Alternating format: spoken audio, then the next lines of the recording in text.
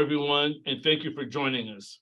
My name is Tim Russell, Vice President, Community Engagement and Diversity, Equity, and Inclusion for WTTW and WFMT, and welcome to today's Latino Voices, a WTTW News Community Conversation. WTTW is committed to producing and presenting trusted, best-in-class content fueled by distinctly Chicago sensibility. We have served as Chicago's window to the world, and our purpose is to enrich lives, engage communities, and inspire exploration. Essential to this purpose are our core values, in particular, diversity and equity. We celebrate differences, embrace inclusivity, and strive for equity. The stories we tell, as well as the people in front of and behind the camera and microphone, reflect the myriad of faces and voices of our region. Before we get things going, I'd like to express special thanks to our supporters, who you can see listed here. Without the generous support of these donors, sponsors, and WTTW members and viewers like you, make it possible for WTTW to bring provocative ideas to life, to tackle the issues that matter, and to expand our perspectives on the world in which we live. There is only one reason why this is possible, and that reason is you. Thank you for your support. Now, please welcome our host, Joanna Hernandez. Thank you, Tim. Now, hello and welcome to Chicago Tonight, Latino Voices, a WTTW News Community Conversation. Thank you for spending your afternoon with us. Now, I'm Joanna Hernandez, reporter for WTTW Chicago Tonight. Now, today we're discussing with community leaders what being a sanctuary and welcoming city for immigrants and migrants really means beyond law enforcement implications. This comes as thousands of new arrivals are bused to Chicago amid an ongoing border crisis. We'll get into immigration reform, the city's response, and what integration into a community like Chicago means. You're all in listen-only mode, but that doesn't mean you can't be part of the conversation. We want to hear from you. So please chime in on the chat function with your questions and comments, and I'll be sure to share with them with our guest. Let's start by introducing our guests and thanking them for taking time out of their schedule to talk with us today. Now, first up is Linda Flor Brito, Senior Organizer at Centro de Trabajadores Unidos, which has been located in the Southeast Side for over 15 years. Then we have Anabel Mendoza, Media Relations Specialist at Young Center for Immigrant Children's Rights. And Miguel Keberlein, Executive Director of the Legal Aid Society. His work integrates legal aid into support offered by Metropolitan Family Services. Thank you all for joining. Now, I want to start off. As many of us know, since August, the governor of Texas has been sending thousands of asylum seekers on buses to Chicago. Hundreds more expected to arrive. Now, the city has stated they find themselves in a humanitarian crisis. And Linda, I want to start off with you. Your organization was activated early on and has been on the front line since August. We're about to reach that year mark. Can you tell me what it has been like these last couple months? Thank you so much, Joanna. It's definitely been a difficult a couple months, honestly. We have been seeing a massive wave of new arrivals, not only coming in from the buses, but folks kind of coming from different modes of transportation. And because of the lack of coordination on all levels of government, we don't have any services to really be able to support folks who are newly arriving, who have dealt with very, very traumatic experiences from when they left their home country to when they're arriving in the US. And so what we've seen right now is an overwhelming amount of support from mutual aid networks, volunteers, community organizing groups to really fill in the gap where government is failing and to make sure that folks have the dignified care that they need. And so in addition to that, we've been trying to include and really amplify the voices of those new arrivals and the policy pushes that we want to implement moving forward, because what we've seen is very short-term, like rapid response approaches to this issue, but we know that folks have been arriving since last August. And so what are we going to do outside of the temporary housing, the temporary shelters, the temporary pretty much everything, to make sure that folks really get the care that they deserve, and that they can settle and really start their lives here in a safe way. Linda, I mean, that just seems like it's a reoccurring topic of conversations. What happens next? Now they're here, what happens next? And Anabel, your organization works closely with children. What kind of immediate services as well do they need? What are you seeing? I mean, I again, top of the conversation has been, where are they going to go to school?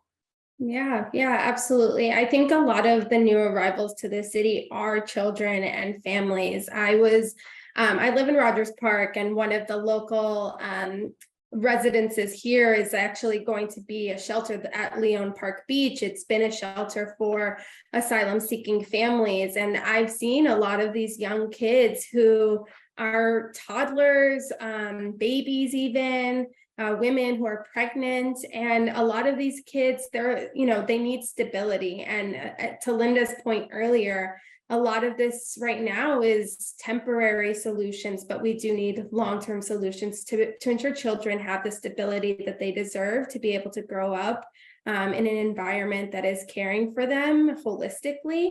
And I think what organizations have really been calling for are basic necessities. What we see are children who need diapers. They need access to shampoo and book bags and books and coloring materials and things just to allow them to be kids. So I think there's a lot of need to support these families on the ground right away.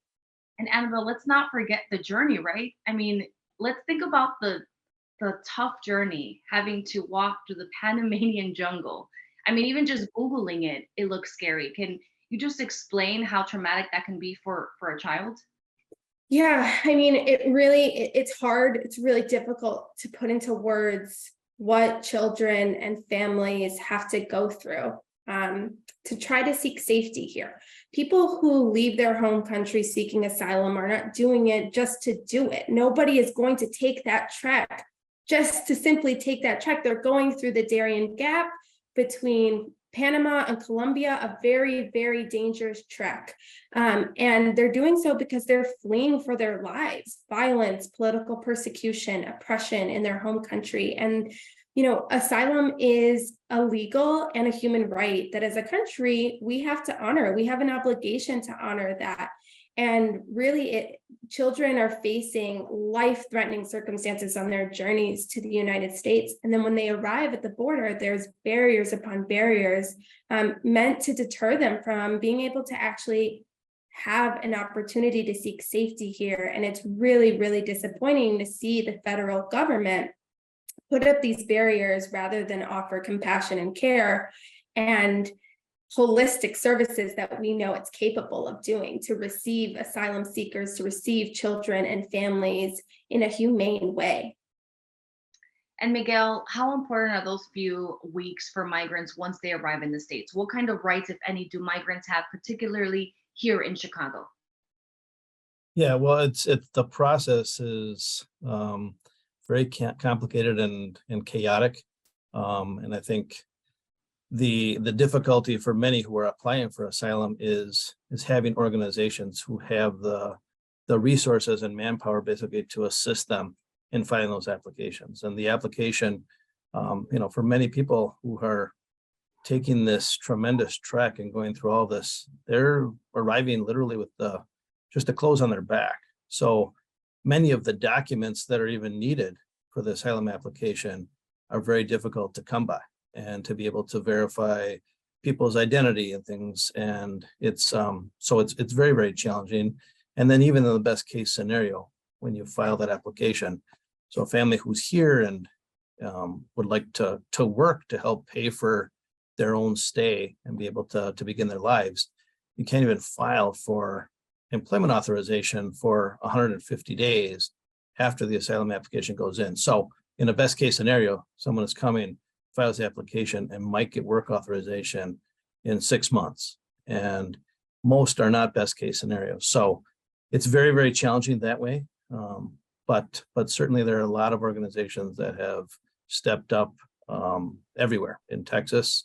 Here in Chicago, we have many that are on the ground doing lots of great work. I'm sure, Miguel, that could also be frustrating, trying to help everyone. And is there enough workers as well? I think that has also been a tough topic of conversation. People who already been living here, waiting already as it is for that type of status, and now even more people. It just seems like a very tough situation.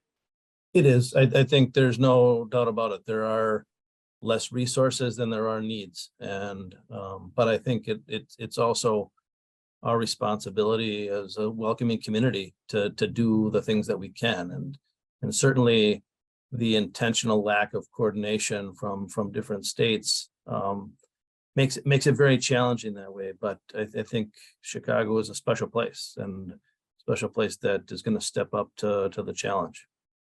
And we have seen that, especially in different communities. And talking about that, Chicago has been a sanctuary city since 1985, when former Mayor Harold Washington issued an executive order prohibiting city employees from enforcing federal immigration laws. At this point, we know migrants have been sleeping on the floor of police stations, churches for weeks now, with little access to warm showers and a kitchen. We've seen different neighborhoods, even in Pilsen, where they've opened community spaces to allow people to move there. And Linda, going to you, obviously it's a difficult situation for many. Is there more the city can be doing at this point? Absolutely. I think I want to kind of first point to this crisis didn't just start these past few weeks. The conditions in terms of folks staying at the police districts is new.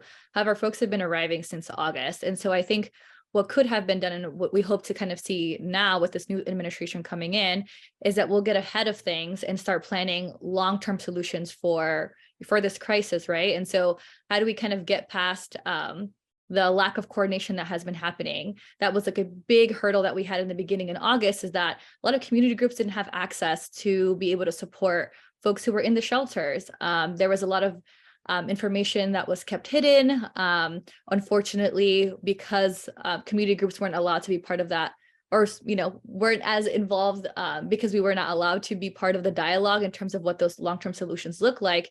We kind of had this crisis that has only become more exacerbated as time has kind of come. And so I think now, what the city can do and what the state can do is start to really bring in these community groups who have been there since day one, supporting folks to really figure out what are the long-term solutions. And when I talk about long-term solutions, I talk about like long-term housing, access to medical care. We have a whole bunch of folks that we had been working on this past 2 weeks who have desperate medical needs.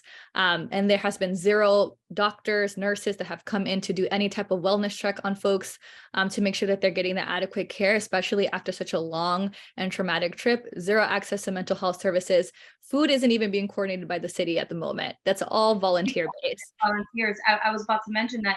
That's one of the other things that I kept hearing when I go to different communities, is that they've tried to work with the city, but it just seemed like the city had just certain organizations they were working with, and that is it. And everyone else is just trying to just help, but that could also be very chaotic. Yeah, absolutely. I mean, especially in this scenario where there are folks who are in all different parts of the city, you need a coordinated effort with community groups who understand the environment of that community, right? And so I think it's been incredible to see all these mutual aid organizations kind of come and we have these very systematic and coordinated sheets and systems so that we make sure that people get breakfast, lunch, and dinner. There is no reason why the city cannot replicate that. And so I think that is what we're hoping with this new administration. I think we really, really need to start kind of leaning into the expertise of those community groups who have been able to identify what the immediate needs are and start to, again, formulate what does this look like after 3 months? Because honestly, this isn't going to slow down anytime soon. And I think that before, that was kind of the administration's hope, was that, okay, Title 42 got reinstated. Folks are not coming in massive ways anymore. We can just kind of ignore this and hope it goes away. Well, surprise, it didn't go away. And now it's only going to continue to probably get worse. And so what are we going to do to make sure that, I think community groups know that we're going to put the pressure on the city, and not just the city, right? On the state, and also hopefully make federal calls as well, so that all levels of government can get involved in figuring out what we're going to do to make sure that folks, again, are treated with dignity and care. I know I spoke with Alderman Maria Haddon from Rogers Park, and she had mentioned that she was hoping to have a weekly meeting with all the alder wards, everybody in their community organizations, which I thought that was a great idea. And Miguel, I want to go to you. What about you as you're working with these families? Is the city-state doing enough? Is your perspective to ease the transition? Yeah, I mean, it's difficult to criticize in a way, are we doing enough? Because I think the lack of information, on a national level makes it impossible to know if you're doing enough. I don't think that takes away from the fact that we know there's chaos here, and we know that there's a lack of resources for what's needed. So I do think that, the time is always right to do the right thing. And for for this administration. Hopefully they're able to get a grasp on where things have started and where we are now. But I do think this is a long-term issue that is not simply going to go away with a different political cycle. I think we really need to dig in and look at what are the things that are going to allow people who are here, who have ultimately been granted asylum or who are in that process, to integrate into communities, and what are the things that they need, and what are the things that could alleviate the drain on resources in the city. And I certainly think one major issue is the opportunity for employment. And certainly there's some federal legislation that is pending as to whether that could change and someone could seek employment after 30 days. But I think many people they want to work. They want to carry their own families. They want to start a life. And in a country right now that is desperately in need of workers, it certainly feels like we have possible solutions in front of us. And Anabel, what are your thoughts on what Miguel and Linda just spoke about? Yeah, I mean, I've lived in Chicago my whole life. And I mean, when I think about what it really means to be a welcoming city, what it means to be a sanctuary city, I think it means that we measure our success as a city by how many people we help, not how many people we close the door on and turn our backs to and turn away. And so we really do have this opportunity right now to step up. What we're seeing is governors like Governor Abbott in Texas, Governor DeSantis in Florida, who are deliberately putting together this busing scheme to put migrants on a bus to Chicago, DC, Philadelphia, New York, wherever it may be, with little to no coordination at all. And I want to be clear that that is deliberate. It's intended to sow chaos. And so when we hear the word chaos, we really need to put it in context that this is man-made chaos created by the governors in Texas and in Florida, because they're not coordinating with Chicago or Illinois or the federal government in general. This is all really to serve their own anti-immigrant political agendas. And so I think it's important to remember that, and to remember that these are human beings who have been through so much. And as a city, we, again, have an opportunity to step up and meet these needs. And when it comes to resources, I also want to be clear that there are enough resources to go around. I think too often it's easy to fall into a scarcity mindset, but I've said it before and I'll say it again. We are the richest country in the world. We have enough resources. And the city of Chicago made a call for funding to support these families, and it only got a fraction of what it called for. And so that falls on the federal government to meet the needs of the cities when we express those needs. And at the end of the day, it's going to be these families and these children who are hurting when those needs are not met. And I think the reality is a lot of people who also live in Chicago have family who migrated here. I mean, I'm first generation. My parents crossed that border, and there's many people that we speak with that also has similar stories, that understand this struggle. And I want to go back to Anabel. You've talked about it a little bit earlier, but Biden's administration has recently taken on stricter asylum policies, making it difficult for migrants to win asylum in the U.S. if they fail to apply for asylum in another country before crossing the southern border. Anabel, were you surprised by this policy change, and what's the impact? I think, unfortunately, we've seen a gradual embrace by the Biden administration of some of its predecessors' past policies. So when Title 42 ended, it really was an opportunity for the Biden administration to step up and to actually institute a safe, fair, and humane process of restoring asylum at the border. Again, an international and domestic law that we have an obligation to honor. Unfortunately, that's not what we saw. As soon as Title 42 ended, the Biden administration used that as an opportunity to put in a host of other really, really horrific enforcement and deterrence measures, which includes an asylum ban. And it has extremely strict and narrow qualifications that effectively eviscerates our asylum law.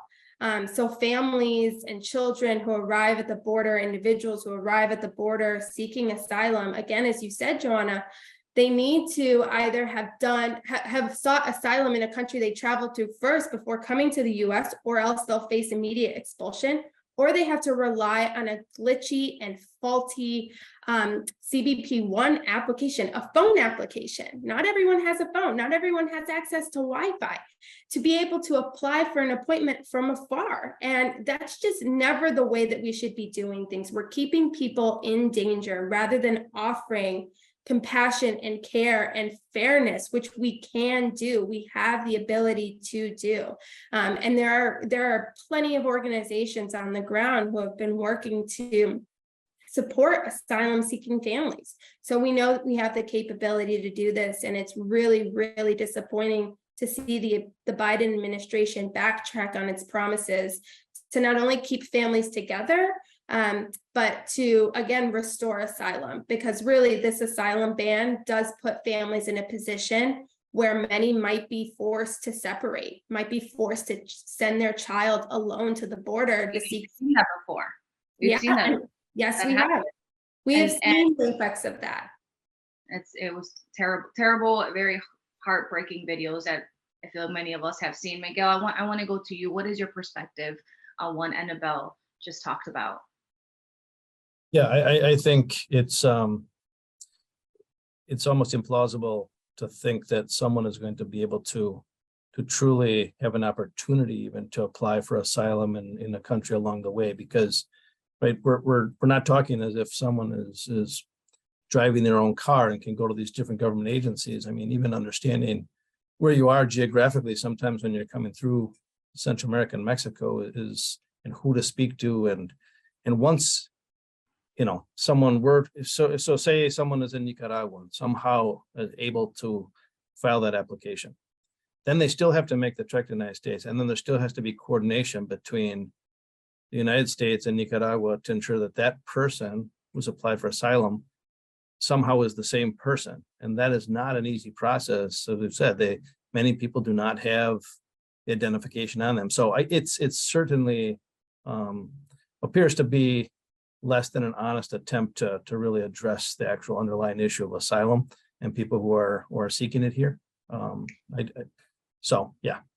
And Miguel, how do you explain this to people who are just having a difficult time understanding why so many asylum seekers are coming here? Why do they need all these resources? How do you approach those conversations with people who are just not as open-minded?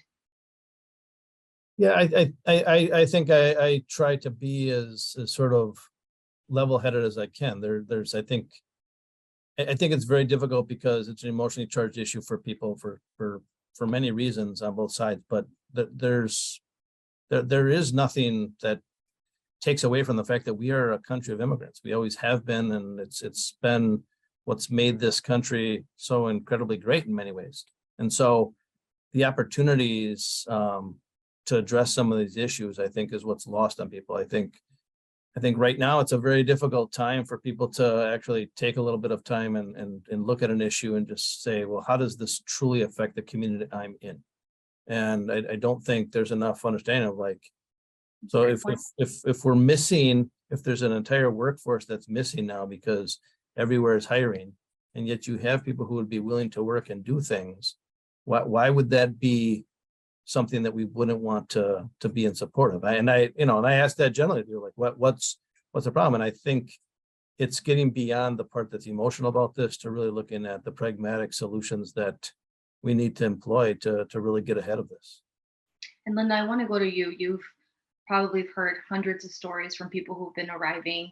When you, again, approach someone who is having a hard time seeing their community or a building in their community transformed into a shelter or a respite center, how do you go about that without having, you have so much emotion, I can imagine. Yeah, no, absolutely. I think, keeping a level head is very important in those conversations, because we are seeing a lot of divisiveness within our communities, within the immigrant community, within Black and Brown communities. And I think it's important And what I try to do in these conversations is put context as to that this is a very deliberate thing. Again, just to jump off of what like Anabel said, the scarcity mindset that we have been conditioned to believe that there is only a small part of the pie that exists when we know that there are resources out there to be able to support all our communities, right? And so, you know, I think especially for folks who are immigrants, who are longtime immigrants and residents of Chicago, just kind of putting in that context of like, nobody actually wants to leave their home country. That is something that they've been forcefully displaced. They're fleeing some type of violence or persecution. And you know, that isn't to any fault of their own. And so what would you do in a situation where your life, the life of your family is in threat, right? Would you stop and think, oh, like, you know, let me not do anything because I might upset, you know, folks in a different community? No, you would do everything that you can to make sure that your family's protected. And again, at least, you know, previous generations of immigrants have dealt with similar issues. And I think one of the other things that we try to put into context with our community members, who thankfully are very, very supportive and have been helping us with the support, is these are just symptoms of a bigger issue, right? Like the mass migration that we're seeing to the US isn't something that's just occurring because people want to come here. It's because of like long intervention, US intervention in these countries that have toppled democratically elected governments, right? Like have pushed neoliberal policies that have like decimated communities and pushed out folks, because now we have a whole bunch of mining and oil companies coming into these countries and displacing folk. And so I think putting that into context does often help when folks are just kind of thinking very like tunnel vision about like, oh, I don't want these folks in my community. Why are they here? Well, it's like there's many. Step back. Yes. Like taking a step back and let's just have these more real conversations of what would you do if you were in this position, which sometimes it's hard to do because if it's not happening to you, then you know it's hard to just look the other way. There is a question here that someone asked. It says, do you have addresses of locations where we can take donations? Yes, I have a whole list that I could share with you all about different districts who are organizing for support. So yes, absolutely. I also know, I mean, that I've seen people just go and take food or different clothes to their local police precincts that I've seen. Yeah, so the only thing that I would hazard about that is usually, unfortunately, some police districts don't allow for folks to drop off donations. So I would say like there are a whole bunch of flyers that are going around where there's specific drop-off sites, so volunteers can make sure that they sort things. And so we're just like not like dropping things off when folks might have already gotten food that day and another district might have not. And so just being a little bit cautious in terms of following the leadership of the community groups and volunteers that have been responding to that particular district, I think it's just important to keep in mind. Yeah. Well, thank you. Right now, I want to change a different question. Now, historically, many migrants have taken on jobs as farm workers, many times low-paying jobs and extremely long hours. Miguel, you've worked downstate helping many of them. What are some of the biggest issues they face? What projections are further needed for them? Protections, excuse me. Yeah, well, certainly with farm work, it has a long history in this country, and it lacks many of the other employment protections that workers might have. So you're not entitled to overtime pay. Children as young as 12 years old can lawfully work in farm work, and sometimes they're working with some of the most dangerous pesticides known to man. And the hours are brutal. They're from sun up to sundown sometimes, and in many areas where I think people don't realize that farm workers are here. I think certainly in Illinois, the peak of season in July, there's anywhere sometimes between 40,000 and 65,000 migrant farm workers here that are pretty much under the radar working. And, some of them are coming on guest worker visa programs and things, but for farm workers, I think one of the major issues besides low wages is that it lends itself to situations of human trafficking. And so we see that quite often. We employ a full staff that does a lot of work across the state on human trafficking issues. And I think it's one of the things we need to be cautious about when we're looking at what employment opportunities exist. I mean, I guess that also includes factories here in Chicago. I know I spoke with a community leader in Little Village, and he was talking about how he migrated here when he was, I think, like 15. And he just got a factory job, and he lied about his age because his mentality was, I need money for my family. Is Right. this recurring stories that you hear often? Yeah, absolutely. And I think it's one of the pitfalls as well, right? So you have, I think bad actors will always take advantage of situations where people might be trying to do good. I don't think that should mean we should abandon our principles of trying to do right. But I think, yeah, it's very difficult for someone who might come here and be young or be vulnerable and end up in a situation where someone is taking advantage of them.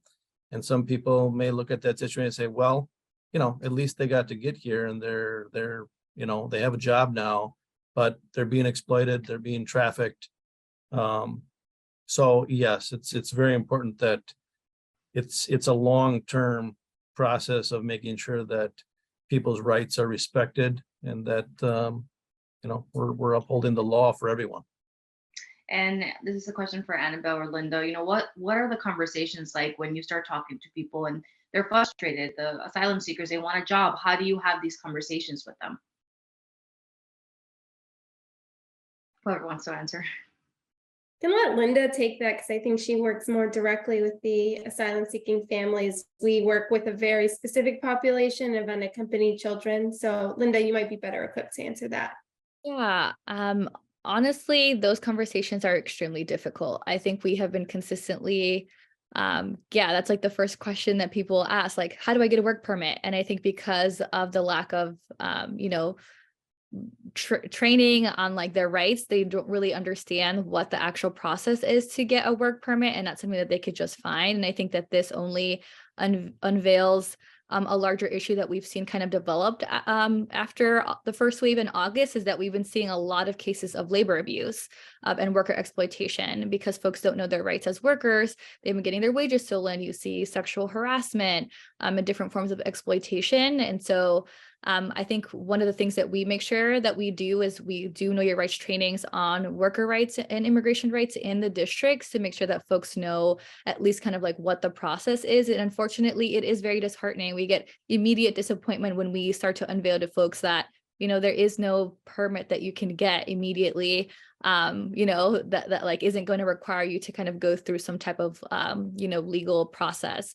And so, yeah, I think they've definitely been very difficult to have. And we know that regardless, folks find jobs, right? There are millions of people who are undocumented that work here. But making sure that they know their rights and are protected is a priority for us. So regardless of where they go work, they know that like what the minimum wage is, like, that they are entitled to overtime pay and all these other things. And so, yeah, but it's been a very, very difficult conversation to have with people because we are met with like very deep disappointment and kind of folks just, I think it starts to kind of sink in how difficult the process is going to be after, they've made it across the border. Yeah. But also, Linda, emphasizing, as you mentioned, that people want to work. They are coming here because they want to work. Oh, absolutely. Yeah. I think that's like, again, the first thing that we hear from folks of being like, I want to start working. I want a job. Like, I want to be, self-sufficient, which is great. We want that from folks. However, I do tend to try to push back from those narratives at times to make sure that like, to acknowledge the fact that these folks have also experienced a great deal of trauma, and how are we making sure that they access other type of mental health services, and we give them holistic care so that they could take care of themselves as a person and not a product of their labor. Yes. But yeah, absolutely, that's the first question I always get asked is like, where can I go get a work permit? Yeah. Now, I would also add to that I think there's also been some mythology out there of people are coming here because they simply want these free benefits, like as if that would make a 2,000-mile trek by foot worth it. And it's certainly something that I've never heard directly when someone comes to us for services as to where I get my free money. That's not what it is. People want an opportunity to be able to fend for themselves and their families and to do right. And I think it's important to hopefully support that both at the federal level and then once that happens at the state and local level, to make sure that folks who do have employment opportunities have the right ones and their rights are protected throughout. That's very true. Now we have some other questions here. Someone asked, what can we do to support local organizations, newly arrived migrants beyond individual donations? I can answer just from the perspective of the Young Center, and then, Linda, Miguel, please chime in with other thoughts as well. But, as I mentioned earlier, what we're seeing right now at the border, after Title 42 ended and the Biden administration implemented its asylum ban, we do expect to see a lot of what we saw under Title 42, which were families forced to separate. Parents put in this unimaginable and heartbreaking decision where they have to choose, do I stay in danger with my child here, or do I send my child to the border alone with the hopes that at least they might have a chance at seeking safety if they're alone? And that's because under the asylum ban, children who arrive at the border alone are exempt. So that means that they can go through the process unlike family units together. Right, exactly. And so separation is something that we anticipate seeing, and we'll see this unfold likely in the coming weeks and months. It's going to take time as we see what really happens under this ban. But at the Young Center, we have a child advocate program where we train volunteers across the country to become independent child advocates. So they're independent of the government, and they work with our team of social workers and lawyers to really advocate for unaccompanied children who wind up in government custody and are alone, whether because they came alone or because they were separated because of things like this asylum ban. And what our volunteers do is they meet with these children once a week for about an hour and a half or so a week, and they get to know them. They get to know their stories, and they get to work with Young Center trained staff to be able to advocate in front of really key decision makers to ensure that children's best interests, children's safety, children's health and well-being are prioritized in every decision that's made about their lives, and that we're really, really pushing to make sure that they're reunified with their families. Because any parent, any loved one who has to make that decision to separate from their child are doing so not knowing when they might be able to see their child again. And that's really, really how young can these children be? How young have you seen these children? How young have they been separated from their family? I think under past policies, we've seen as young as infants, as young as toddlers being separated.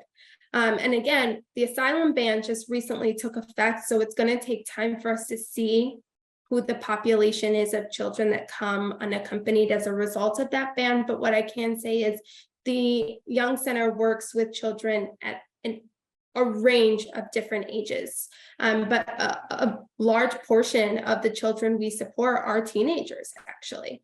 And there's just a wide range of children who need support, who need somebody in their corner.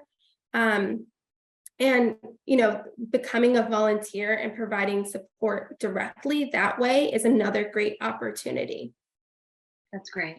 Now, there is another question here that someone else asked: how can we put pressure on our representatives to help? Ultimately, we can also do so much before legislation needs to step in.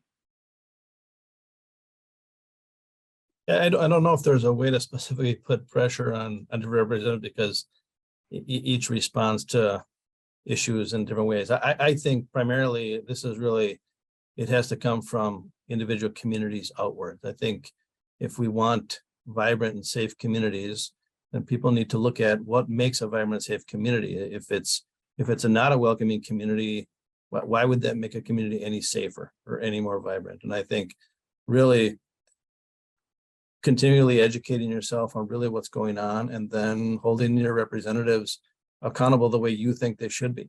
Are they speaking for you? Are they speaking for you and your neighbors? Are they speaking for your entire community? And I think that's an important conversation to always try to participate in. How about for you, Linda? Yeah, so I think for Sabrina's question in terms of like how folks can help outside of like dropping off donations, there are so many mutual aid networks and community groups that need support that go kind of beyond the donation drop off. We need folks to help with, making meals. We need folks to help us with transportation. Sometimes folks need to go to the hospital, and we're running low on volunteers that can kind of help that day. And so there are many ways to get involved. And so I, again, can share and drop at least for District 4 and 5, which is our districts that I lead with other Southeast community groups that we're definitely looking for some more hands-on decks. And I think, a lot of them have mutual aid models. And I think the whole point of mutual aid is that this isn't a transactional thing. We're not going to just like show up one day and kind of like forget about the issue. This has to be like a long-term commitment, because that's really how we ensure that folks are healthy and thrive and are actually integrated within community. So that's one. And I think in terms of like pressuring our representatives, at least for folks who live in Chicago, I think talking to your alderman and starting to make those calls is actually really helpful. A lot of community groups are already creating that dialogue and connection to be able to, advocate for different shelters or respite centers to be held in their communities where there is support networks in place. I think one of the things that we've seen is like the ones that have been kind of popping up might be in communities where, folks don't speak the language or like don't have established networks of support. So how can we kind of shift that and start to take the lead from community groups who are saying, you know what, these are the places that we're identifying, and these are the gaps that we can support with. And so I think that's definitely helpful, is making sure that that we are active in raising our voice and make sure that there is, tones of welcoming versus more division within our communities. Thank you for that. Now we're almost out of time, but before we let you go, I want to hear from each of you. Mayor Brandon Johnson was sworn in as mayor a week ago. How could this situation or crisis look different under his administration? What would your message to him and other city and state officials be? Anabel, you can start. Yeah, so I mentioned this earlier and I'll say it again, but I think that the Johnson administration has this opportunity to demonstrate for the rest of the country what it really looks like to be a welcoming city, not just for newcomers, but for our residents who have lived here for decades. And that means offering help and supporting people more than it means turning our back on them. And, to the point about like some of the divisiveness that is shown up in the communities as of recent, I think it's important to remember that Chicago has a history of disinvesting in Black and Brown communities. And we cannot ignore that very real reality that residents face and experience and live in their day-to-day lives. And so the city itself needs to step up to meet the needs of residents who have been demanding the support and resources that they need and who have been living here for so long. And it must support the newcomers. This isn't an either or. This isn't do we support our residents or the newcomers. It's a both and situation. And so the city needs to step up and the federal government needs to step up. Thank you. Miguel?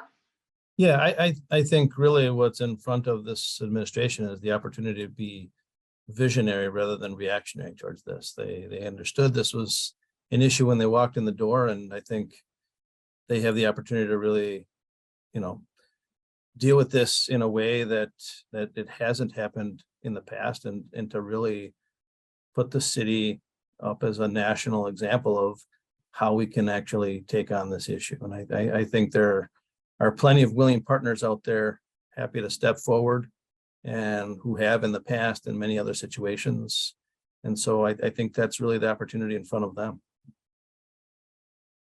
Thank you. Linda? Absolutely. I'm completely in agreement with what Anabel and Miguel are saying. I think making this a priority is what's super important as the Brandon administration, is starting to take office. Like, this cannot be something that waits 3-6 months from now. The implementation and planning needs to happen now. It has to engage with community groups. And again, not only thinking about temporary solutions, we really have to think about what long-term solutions are going to look like, and having those conversations and engaging groups who understand a lot of these communities, I think is going to be the best approach that the Brandon administration can have. And in doing that very early on is what's truly important. Well, thank you all. I know you guys just dropped information and links if people are interested to volunteering. Thank you so much. And again, this was a very insightful and passionate conversation. So I thank you all for just taking the time out of this start off of the week. Thank you for Thank having you. me. Thank you for participating in today's Chicago Tonight Latino Voices, a WTTW News Community Conversation. Be sure to tune into Chicago Tonight Latino Voices and Black Voices on Fridays at 5:30 p.m. and 10 p.m., as well as Saturdays and Sundays starting at 6 p.m. Now, we shared a short form in the chat. If you click it, you can submit ideas, stories, topics, and issues to us that we need to be covering. Please take a moment to fill it out and share your thoughts. And again, thank you. Thank you. And thank you for our viewers for taking time and joining this conversation. Now have a great Monday.